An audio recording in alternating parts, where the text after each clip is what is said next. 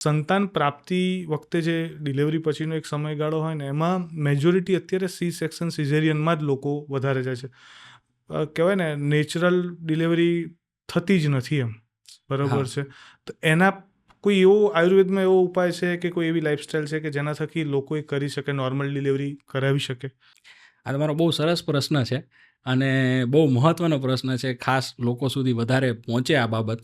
કેમ કે કેવું છે કે એક સિમ્પલ લોજિકથી આ વસ્તુ આપણે સમજીએ કે એક વિદ્યાર્થી છે, એને ભણવું છે સરસ રીતે, તો હું એને સરસ લાઇબ્રેરી આપું છું, એસી આપું છું કે એને ગરમી ના લાગે, ટાઈમે ટાઈમે ફ્રૂટ ને બધું જ ફેસિલિટી અને બુક્સ ને બધું આપું, તો એના રિઝલ્ટમાં વધારો થવો જોઈએ કે ઘટાડો? વધારો થવો જોઈએ. વધારો થવો જોઈએ, બેઝિક વસ્તુ છે.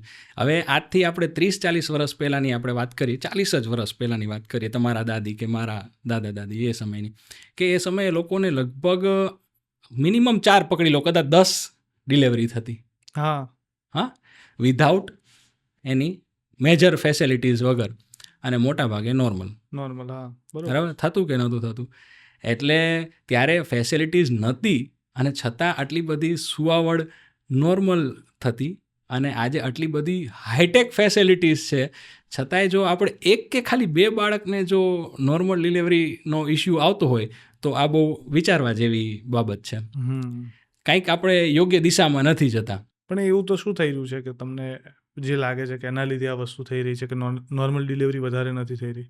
હા, એમાં કેવું છે કે આયુર્વેદમાં છે ને, આ દરમિયાનની એક ગર્ભિણી પરિચર્યા કીધી છે. હું આયુર્વેદ પ્રમાણે નોલેજ ધરાવું છું એટલે એ પ્રમાણે હું વાત કરીશ. કે ગર્ભિણી પરિચર્યા કીધી છે કે જેમાં માતાએ 9 મહિના દરમિયાન શું શું ખાવું પીવું જોઈએ, શું શું કરવું જોઈએ. એક તો સારો આહાર રાખવો જોઈએ, તો બેઝિક વસ્તુ છે.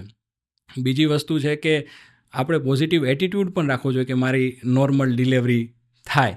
આ એક બેઝિક નીડ છે. બીજી વસ્તુ કે સમજો કે હવે 3જો મહિનો પોતે છે ને 4થો મહિનો ચાલુ થાય છે, ત્યારથી પેટ ઉપર હળવા હાથે તલના તેલની, બદામના તેલની કાં તો ગાયના ઘીની હળવા હાથે પેટ ઉપર માલિશ કરવી. આનાથી 2 ફાયદા થશે. એક તો એ ભાગના મસલ્સ છે ને સરસ મજબૂત અને લૂઝ પણ રહેશે, રિલેક્સ રહેશે, અને નોર્મલ ડિલિવરીમાં બહુ સારો ફાયદો થશે. બીજી મેજર કન્સર્ન જે લેડીઝમાં સૌથી હાઈએસ્ટ હોય છે સ્ટ્રેચ માર્ક્સ. સ્ટ્રેચ માર્ક્સમાં પણ બહુ સરસ લગભગ નહીં થાય. આ 3જા મહિનાથી આ ચાલુ કરી દેવું જોઈએ. બીજું કે આહાર પણ કહેવાય કે આયુર્વેદમાં એવું કીધું છે 3જા મહિના સુધીનો જે આહાર છે એકદમ દ્રવપ્રાય, એટલે કે લિક્વિડ અને મીઠો મધુર રસવાળો લેવો જોઈએ. એટલે હું બધાને ખીર વધારે સજેસ્ટ કરું છું કે તમે 3જા મહિના સુધી ખીર વધારે ખાઓ. અને જેમ કે અત્યારે જોવામાં આવે છે કે 3જા મહિના સુધીમાં એબોર્શન રહી ગયા પછી પણ એબોર્શનના કેસીસ પણ એટલા બધા થાય છે. એટલે એ દરમિયાન આપણે ખીર ખાવાનું કહીએ છીએ. પ્લસ સારું વાંચન, રાજાઓની કથાઓ, મજબૂત શૂરવીરોની કથાઓ, આ બધું વાંચન થ્રુ આઉટ ધ પ્રેગ્નન્સી કરવું જોઈએ. અને એથી વિશેષ કે આયુર્વેદમાં જે બતાવેલું છે કે 9મા મહિનામાં 3 વખત કોઈ પણ ગર્ભિણીએ એટલે કે પ્રેગ્નન્ટ લેડીએ બસ્તી કર્મ કરાવવું જોઈએ. It's a part of panchakarma, basti કર્મ. હવે આયુર્વેદના પ્રમાણે જો આપણે સમજીએ ને તો છે ને, જે ગર્ભનું નિષ્ક્રમણ એટલે બાળકનું નીચે આવવું એ અપાન વાયુનું કાર્ય છે. 7 વાયુ છે શરીરમાં. હા, ના 5. સમજો કે વાયુ, પિત્ત અને કફ 3 છે. એમાં પણ બધાયના અલગ 5 પ્રકાર છે.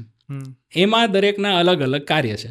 એમાં અપાન વાયુનું 3 જ કામ છે: મળને નીચે લાવો, મૂત્રને નીચે લાવો અને સ્ત્રીમાં ગર્ભને નીચે લાવો. આ અપાન વાયુનું એક જ કાર્ય છે બેઝિક. તો હવે એ બસ્તી કર્મ કરવાથી શું થાય છે 9મા મહિનામાં, કે એ અપાન વાયુનું અનુલોમન થાય છે, એટલે કે બાળકને નીચે તરફ ધક્કો મારવામાં બહુ ઇઝી રહે છે. અને બીજા નંબરમાં કે અપાન વાયુને બળ પણ મળે છે, એટલે સહેલાઈથી બાળક નીચે આવી જાય છે. અને હજી એક વાત કે જ્યારે આપણે ડિલિવરી દરમિયાન કેવી રીતે પુશ કરવું ડિલિવરી કરવા ગયા, એ પણ બેઝિક નોલેજ હોતું નથી. એટલે કોઈ વડીલોને કે જે જાણકાર હોય, કે જેને ડિલિવરી જોઈ, હજી એવી પેઢી છે કે જેને ડિલિવરી જોઈ છે, ઘરમાં જોઈ છે, અને ગમે ત્યારે કોઈ પણ નર્સિંગ હોમમાં પણ એવી રીતે ડિલિવરી જેને જોઈ છે એને સાથે રાખવા, જેથી કરીને એ લોકો આપણને સમજાવે કે આ રીતે પુશ કરવું. એનો અમે એક બહુ સરસ વિડીયોગ્રાફી, ભલે મારા નોલેજ પ્રમાણે એક મેં વિડીયોગ્રાફી બનાવી છે, જે અમારા ઇન્સ્ટાગ્રામ પેજ આયુષ કામ્ય છે એમાં મૂકેલી છે, કે કેવી રીતે ધક્કો મારો અને ક્યારે ધક્કો મારો. એટલે સાથે એના હસબન્ડ, હું તો એવું સજેસ્ટ કરતો હોઉં છું, એના હસબન્ડ પણ સાથે રહે એ દરમિયાન, અને એની માતા કે સાસુ કોઈ પણ એક.